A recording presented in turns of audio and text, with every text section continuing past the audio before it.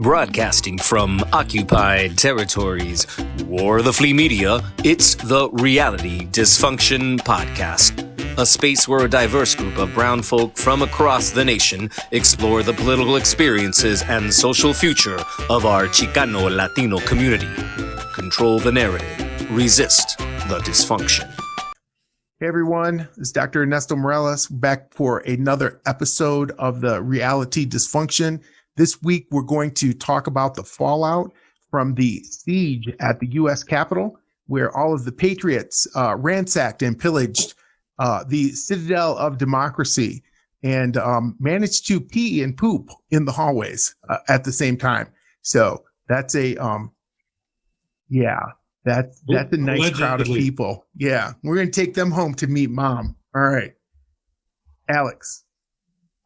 Hi, I'm Alex Lozada coming to you from the East Coast. Francisco. Your boy Lopez coming to you from the 951, California. Sosa. And Sosa coming from Saginaw, Michigan.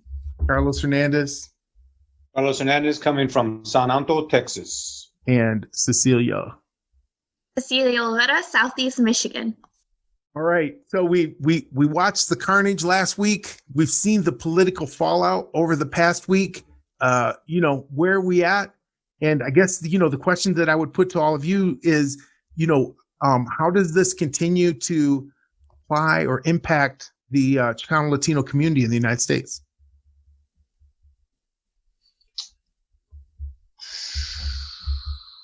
Crickets. Crickets. That's I said it all, man. Yeah.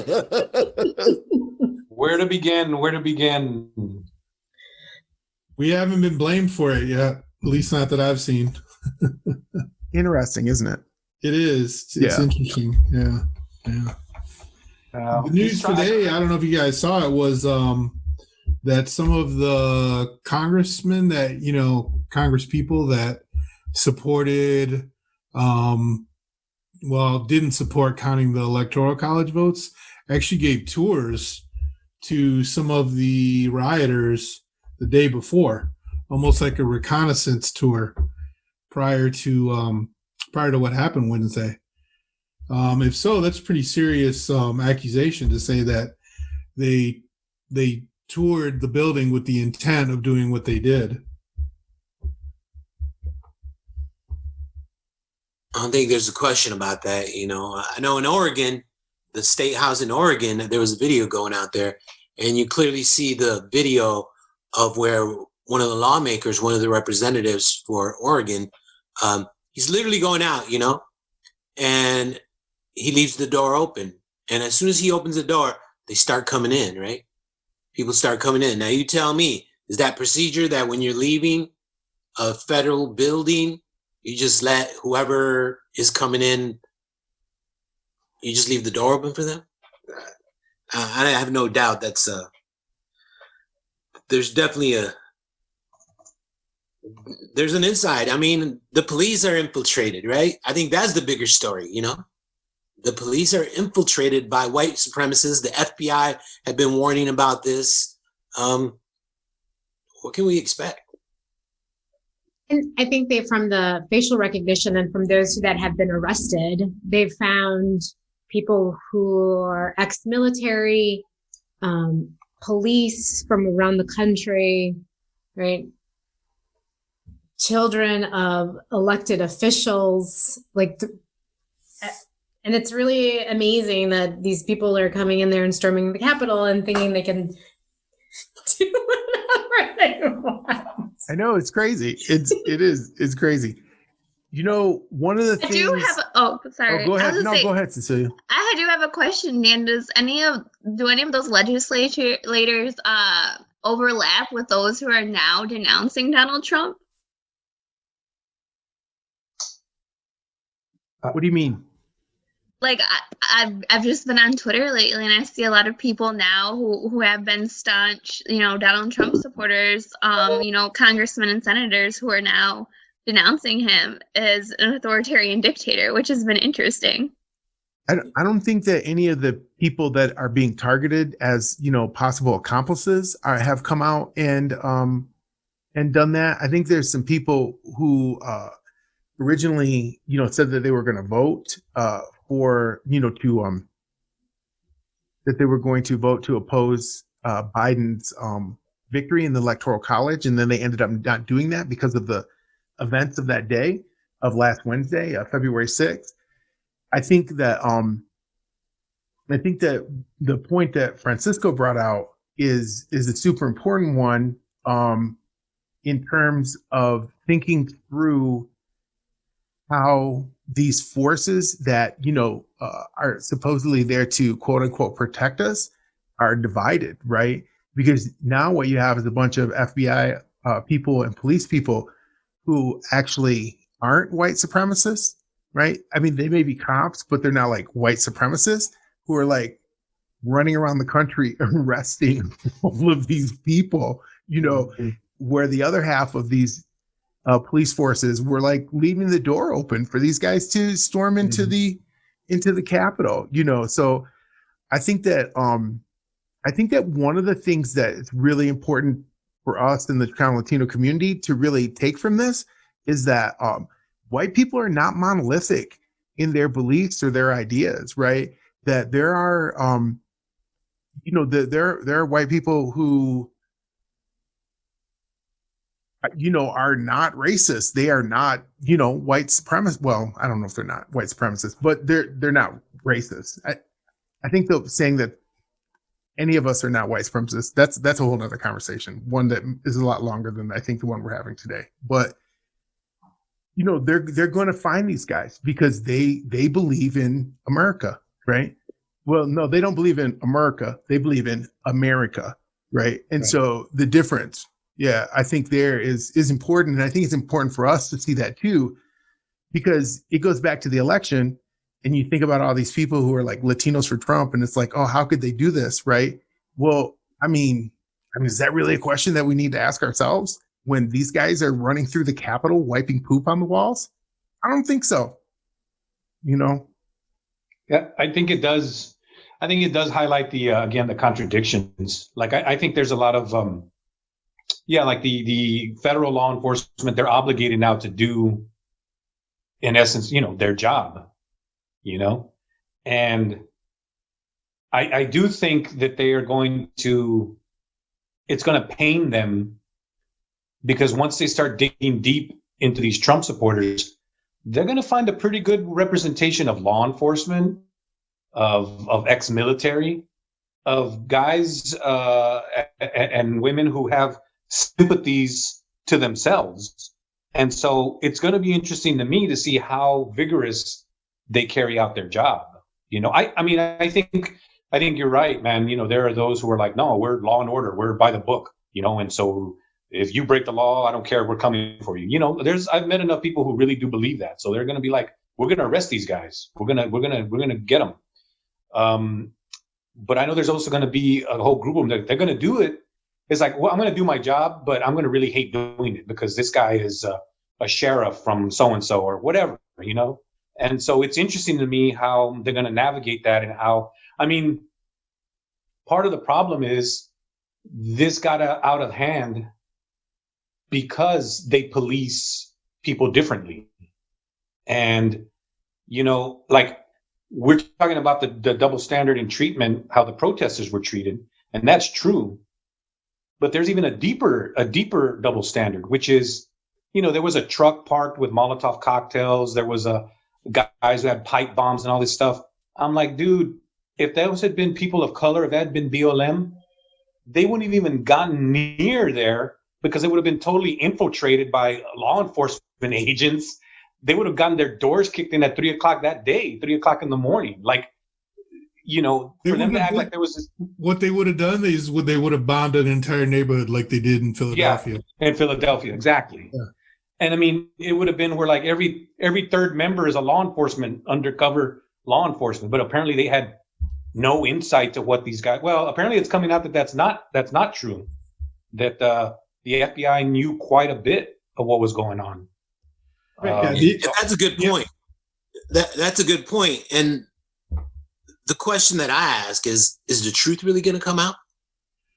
Everything, because right away, the first thought is going to be, that's national security.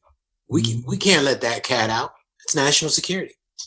Well, what you were saying earlier about law enforcement, white supremacists, there was a report by the FBI in 2006. I put it in the chat.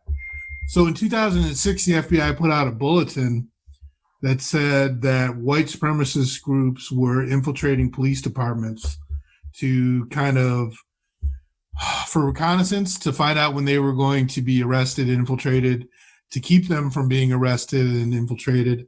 And they're actually pretty successful on a multi-state level. It's a PBS article. It's in the chat. So, I mean, it's not really, speculation. It's been proven.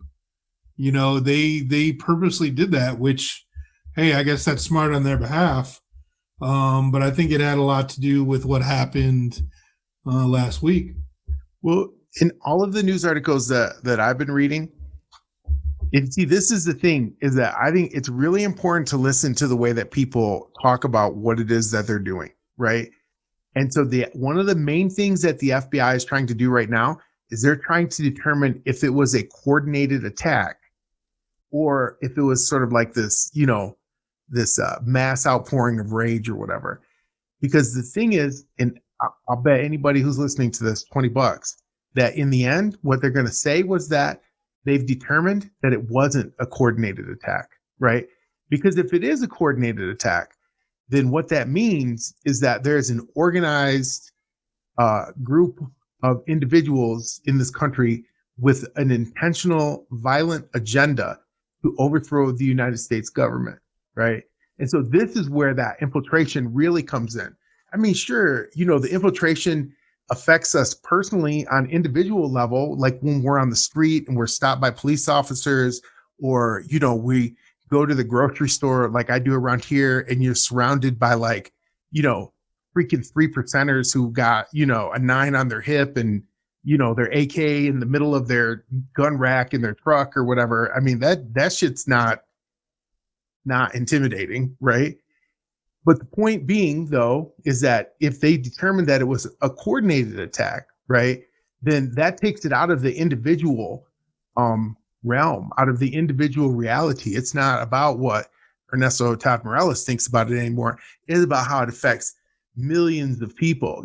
So when they say that there was an attack on the Constitution, right, that the attack on the Constitution isn't about us individually. It's about everybody in this country. And that's the part that they're trying to figure out. What I'm saying is, if they ain't figured that out yet, then what the fuck are they doing? Because I think they have figured it out. And I think that's why right now, like I have it on, it's the impeachment, right? They're trying to put it through. And I think there is a very strong voice coming out for impeachment. And it's going to be like those same 160 or 100 and some Republicans who voted against verifying the election, right? It's going to be those same ones that are going to say, no, that this was Antifa, right? But I very much do think that there is a very strong organized voice that's saying that this was an attack on our democracy, on our Constitution. And that's why we're hearing that language. That's why the FBI is involved, I think, to the extent that they are going around and picking people up, doing facial recognition, and those people are in jail. You should have heard Chris Cuomo last night. It was hilarious on CNN with the guy who took the lectern from Nancy Pelosi, the speaker's lectern. Like he had his lawyers on, and he's like, this isn't just a single person. This is an act of a community of organizers that are coming together to topple democracy. So, but I know I've heard in some reports that the FBI had already stated that, and that the greatest threat to the United States is white supremacists, regardless of where the rhetoric, and the hype is placed on in the news. It's been known. So they didn't do anything about it. No, the FBI has been saying it. Elizabeth Warren has been saying it for many years, right? And people have been talking about that this started not just a couple of months ago or a year ago, but this started, when Trump started with his birtherism against Obama, right? But that's my point, is that if they're still saying, even at this point, if they're still saying that they're trying to make a determination, right? See, that's the thing is that as long as they keep saying we're trying to make a determination, who is the FBI making a determination? The FBI. I don't think that's what the FBI is. I mean, I don't know. I haven't, but I think there's a very large portion of our Senate, of our Congress, that's saying this is a concerted effort, right, by a group that is highly organized, attacking our Constitution, our democracy. It's a siege on the Capitol, right? Well, I don't think they use those terms if they didn't really think it. And that's why they're trying to do the... Which part are you questioning? Because the FBI did say that about white supremacist organizations being the biggest threat to the United States. What they're trying to determine is whether or not what happened at the Capitol was a coordinated attack. That's what they're trying to determine. It doesn't mean that they don't think that white supremacists are the biggest threat or anything like that. The point, though, is that I don't want to for sure confirm that, because then that puts everything that many people who don't pay attention to these kinds of things, like their whole magical bubble, at risk. I think it does, and that's why you have people like Liz Cheney coming out and speaking against this, right? Right. I also think that it has. Go ahead. I think it also has to do with, like, if you can more state or show that it was not a coordinated thing, then you can make an argument that there isn't as much organization behind it, which means you don't have to police it or investigate it or infiltrate it on that same level. But to me, it just goes back to the same point that I'm making, which is different organizations, different communities are policed and treated differently, completely. And so this so-called like blind spot, it's like, dude, you just don't look at the threat coming from organized terrorist acts. I mean, go back and look at how deeply they infiltrated BLM. I mean, and this was where there was no violence. This was way before what was going on in the summer. I mean, I'm talking like 3 years ago, 4 years ago. I mean, they were really infiltrating the hell out of BLM, even to the point to where some of the organizers brought cases against them for violations because they were going way too broad. I mean, they were like, there was no threat to justify that level of investigation, right? But they were doing it. Yep. Right. And I'm like, why aren't they doing it with these guys? It's because it's the same. It goes back to that same bad joke where, like, I don't know if y'all seen that meme where it's got like the Family Guy and it's got the shades of color where it's like, if you're white, and then if the darker it gets, it's like terrorists, like mentally unstable, light skin, and like once it's brown and black, it's like, oh, terrorists. It's the same freaking thing, man. It's the same. It is the same thing. So the problem is, if they don't confirm all this stuff, the question becomes, well, why didn't you do something about it? I mean, the FBI is the police that has the jurisdiction to do anything they want in terms of investigation and arrests throughout the country. I mean, if you look into the history of the FBI, there was 3 events that caused the FBI to be formed because they required action. They required something to be done that local police couldn't do. One of them was the Lindbergh baby being kidnapped. The other one was the anarchist bombings of the 1920s. A bunch of Congress people had their homes bombed. And then the third one was the bank robber, Dillinger. And he was crossing state lines and robbing banks. So that was, all those 3 things happened around the same time, and they caused the FBI to be formed. But it's formed to take action, right? It's formed to put a stop to these things, after investigating. So where was the action part? I mean, if they knew all this stuff was going on, why didn't they act? And that's because their boss wanted it to happen, right? Exactly. I don't think that we can overlook the fact that Trump is their boss. Yeah. So they don't want the FBI right from the beginning has been involved in domestic surveillance of political groups, breaking up unions. That's what it was formed to do. Yeah, the whole thing. I mean, it's but take action.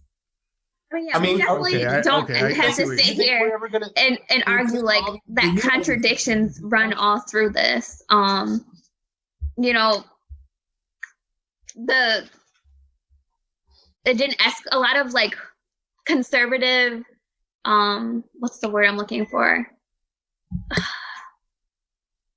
Conservative commentators were arguing like, yeah, this was you know, a protest, yeah, got a little out of hand, but it didn't do nearly as much damage as the Black Lives Matter protests. And one thing that I think is super obvious to me is because there were barely any cops there, why do those protests get to the point where they get? Because the police incite that level of violence. On top of that, you know, you hear so many conservatives talking about, oh, all these millennials, they're tearing down history, they're tearing down these monuments. Like, what do you think, like, doing that to our Capitol building is? You know, so I mean, they took a crap in it. There's contradictions all over the place. I think that's one thing that we can all agree on. I just think, okay, let me say one thing real quick. Does anybody think that you would ever see a COINTELPRO type operation being applied to the right wing and to these militias? Would they ever take the gloves off and do like, we are going to put the full dirty weight of the state behind destroying this movement? I think Julian Castro would have. You think so? Oh yeah, I think so. Yeah, I think he would have been like, "Oh, these white boys are going down." I don't know. I mean, don't look convinced. What's happening in Texas with Ted Cruz? I mean, going back to the Latino bit, what's going on with Ted Cruz in Texas? Oh, that dude! Don't even. I mean, what is going on with Ted Cruz? I mean, he's a perfect example of like he's culpable for all of this. Him, he's McCarthy, Josh Hawley, all those guys, right? Yeah, and all those Tucker Carlson, right? Rushland. Tucker Carlson. These guys. I mean, that's what also makes me upset. Is it's because like you know, now it's funny. I'll try to stomach Fox for like about 10 minutes. It gets real hard, but I try to. And oh my God, I actually heard Fox News say like, well, the Democrats and the left seem to be losing all nuance of the discussion. I'm like, Fox is talking about nuance? Like Fox is actually getting upset about lack of nuance in the conversation? I mean, shit. Hey, and I'll tell you what, if you all vote for me for president, I'll do a COINTELPRO on their asses for sure. Oh, yeah, geez, man. You know that Ted Cruz sent out a tweet while the siege was going on? Yes, he had a rally the day before, right? Well, no, but while it was going on, he sent out a tweet that was a fundraising tweet during the siege while they were still in lockdown mode. He sent out a tweet trying to raise money off of it. Well, yeah, Ted Cruz is the absolute worst. He's gotta go. He's an embarrassment. It's horrible. It's like I do actually pretty bad too, though, that there is going to be some fallout from this for him in Texas. I think even moderate conservatives are kind of like, we're kind of sick of this dude. And so, you know, his buddies or whatever, but his sponsorship, his donors of the base of, you know, corporations are starting to pull their funding of these parties. And I don't know how well it's going to go for him. I don't know when he's got to run next. I mean, Beto O'Rourke almost took him. In 2 years? I don't know. I don't know if they'll try to run Beto again. I hope not. But no, they need to run a real Mexican in Texas. Yeah. Not like Mexican light white boy. Not a Miklo? Not a Beto fan. Not a Miklo O'Rourke? What's that old saying? Never trust a white man that speaks Spanish or a Mexican that smokes cigars or something like that. In Texas they say never trust a Mexican who smokes cigars or an Anglo that speaks Spanish. Yeah. They're both politicians. Yep. There you go.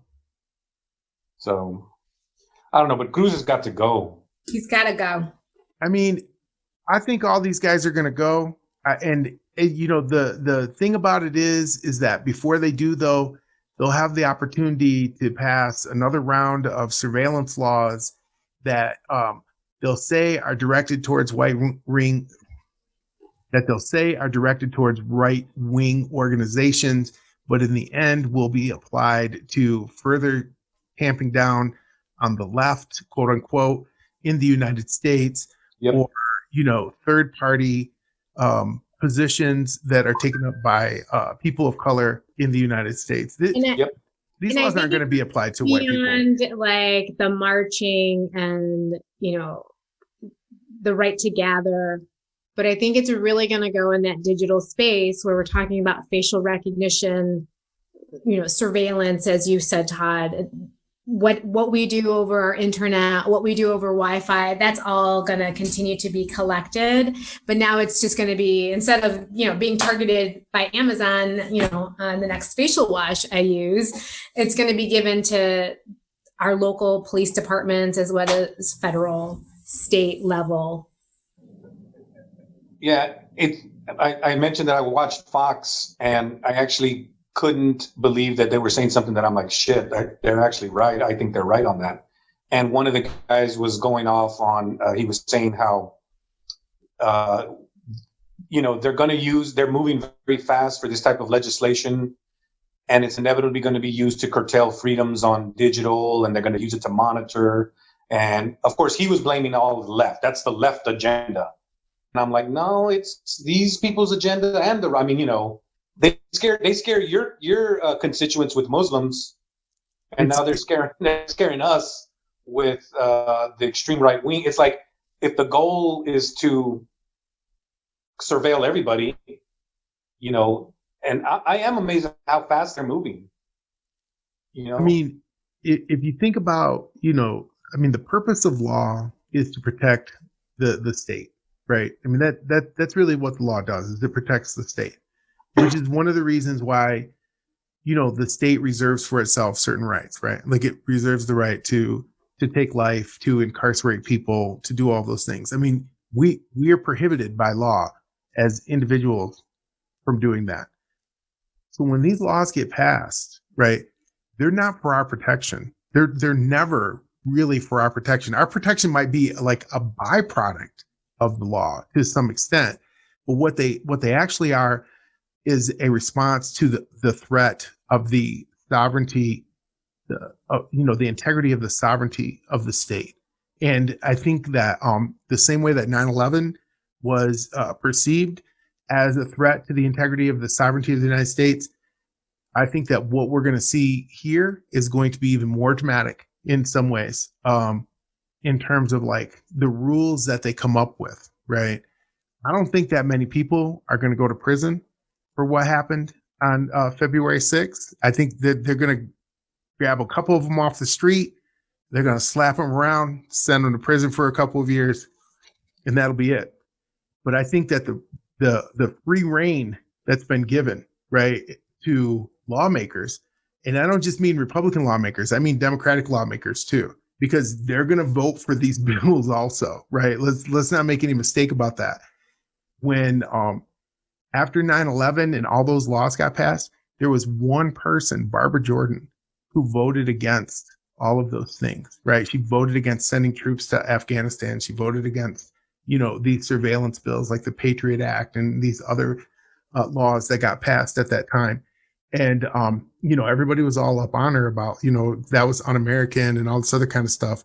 But I mean, 20 years later, I mean, she probably was the only one there that was she was the only one there that was thinking, ahead, thinking about the future. And that's what's going to happen here.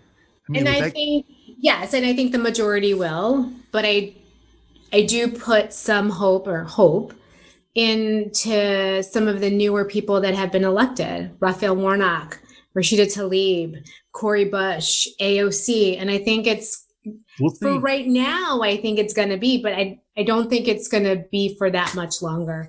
I think as the tide is changing in Georgia and Arizona, I think it will change. I'll tell you that if they had managed to get into the House, I mean, they were one turn away. Like, if they had turned right instead of turning left, they would have came in on all of those people in there. They already had the gallows built out in the out in the thing. Are you trying to tell me that, they wouldn't have hung somebody if they could have? Because I They don't were believe totally that shit. looking for Mike Pence to hang him, right? Or, they would have been very happy with AOC. I mean, they Or could have Nancy hung her too. And Pelosi, she's just a little thing. It wouldn't have been hard to carry her out of there.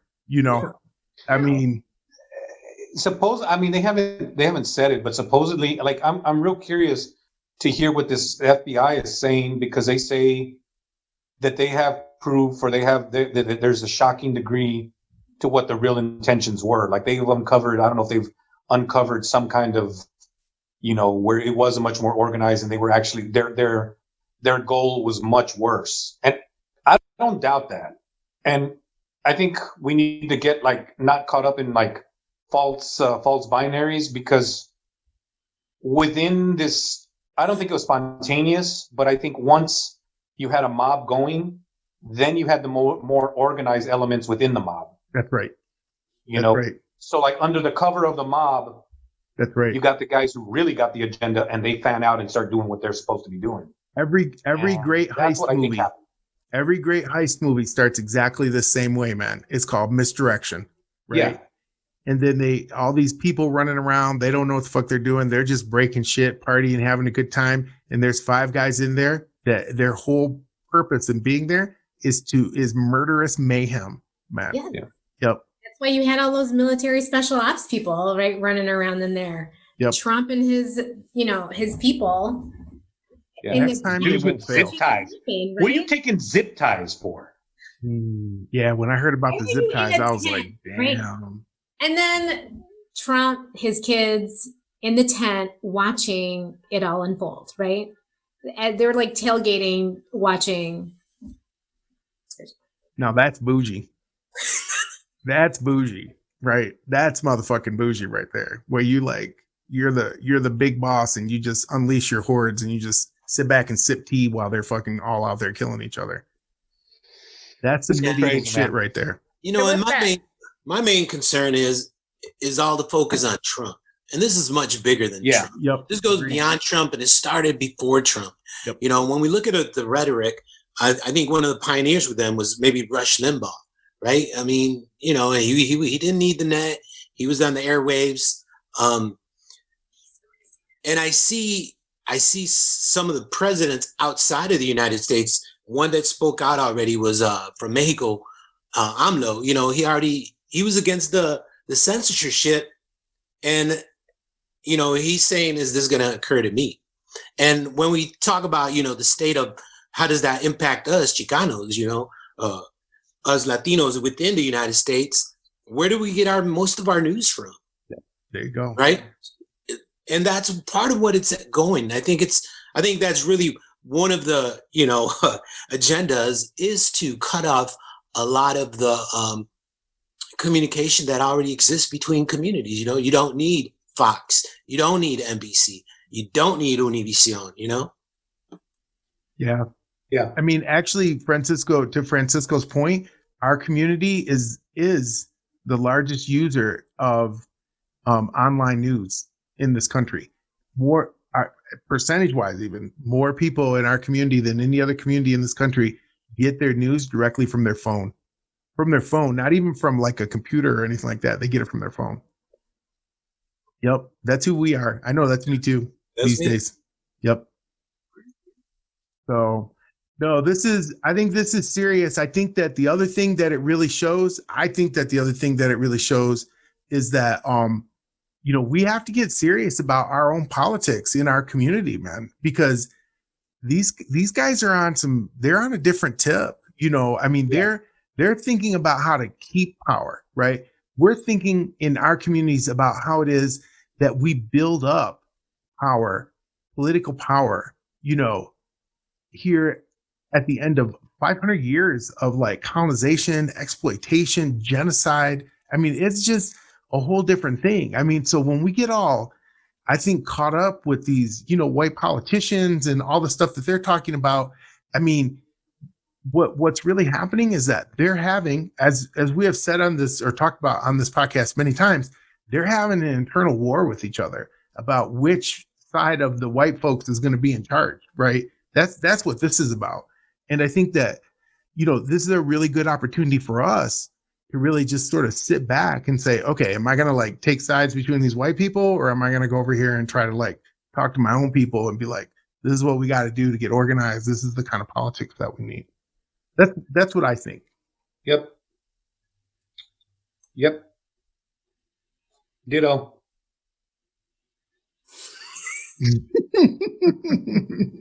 There was a couple times when I was going to be in there, I was like, this is a great segue to talk about Twitter and Facebook and all that jazz. But Let me ask something.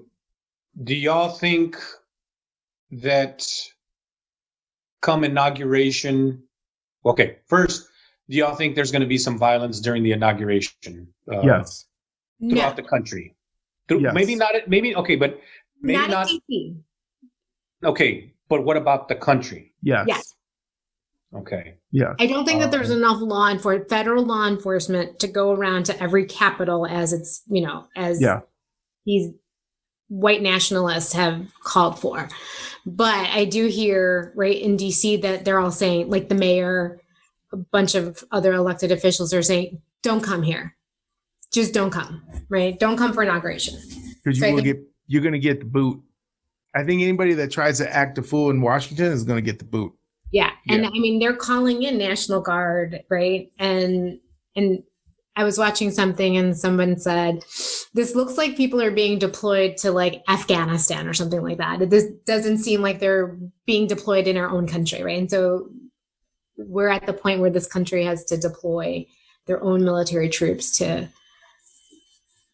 ensure the peaceful transition of power between one president and another. And I think that is the point of this entire conversation. And I think that everybody should really, really take a moment and reflect on that. That is exactly what's happening, is that the military is being used to ensure the peaceful transition of power. Right? Mm-hmm. I mean, maybe for the first time in the history of this country, maybe. I think so. And, and it's interesting because there's been also a couple of other politicians who's like, this is not a banana republic, blah, blah, blah. Yeah, whatever. I mean, they created banana republics. I know. That's just, that right there is just like my boy Malcolm said, the chicken's coming home to roost. That's all that is. Coming home, it's like, yeah. Right. This is what you teach those people the military who are there. That's what you teach them to go do. They're just doing what you've taught them to do, right? I mean, that is literally one of the definitions of counterinsurgency, right? I mean, we're just going to destroy legitimate liberation movements happening in countries around the world and set up, dictatorships, right? Mm-hmm. That are supported by, U.S. money. And, now it's starting to happen here and everybody's all like, oh, I don't know what the fuck's going on. And I'm like, well, you should read a fucking history book then, Yeah. Right. But I do have to say, like, talking to my parents about it, they're like, we never thought that this could happen here. Like, we thought that stuff like this didn't happen, that it got stamped down before, right? Like, if you ask my parents, like, who are white people are Americans, Americans are white people, right? Even though my parents are naturalized, and I don't think that they consider themselves really Americans. And so it's like, who would have thought, from my dad's perspective, like, he never would have thought that white people would come up against their own other white people. Well, white people love fighting each other. That's why when they always start that black on black stuff, I'm just like, are you guys fucking kidding me, man? Like, for real? I think that's what we said the last time. This is like white on white violence. Yeah. I mean, the entire history of Western civilization is the history of white on white violence. Yeah. Right. But I think that, yes, I'm not arguing that point, but I know you're not. But no. But what I'm saying is, within the past generation or two, you haven't really seen this, right? Like, nobody's like really lived it. And so I think from on TV, this is not since World War II, I mean, which was a gigantic moment of white on white violence. The most violent episode in the world's history. I would also say in this country, if it wasn't for Blacks, Latinos, Mexicanos, indigenous, gay people, basically every group that isn't white, male, Protestant. If they didn't have us to scapegoat and commit violence on, if they just had to deal with each other, they would have torn each other up years ago. Yeah, I think that's true too. Yeah, That's a good point. They would have torn each other up. You know, I mean, and shit. Even with us, they still had the Civil War. Yeah. But imagine you take out all those marginalized groups, and white folk just got to deal with white folk. They would have torn each other up a long time ago. yeah. You know? Hey, you guys, we're pretty much at our time right now. This was a good conversation. Yeah. Yeah, that's tough. Hey, there's a really good book. It's kind of an old book now, but it's called Inevitable Revolutions: A History of CIA Intervention in the Central America. You should check it out. It's an easy read, but it's very illuminating. And you can probably get it on Amazon, man, for like a couple of bucks. So yeah, Inevitable Revolutions. This is the Reality Dysfunction.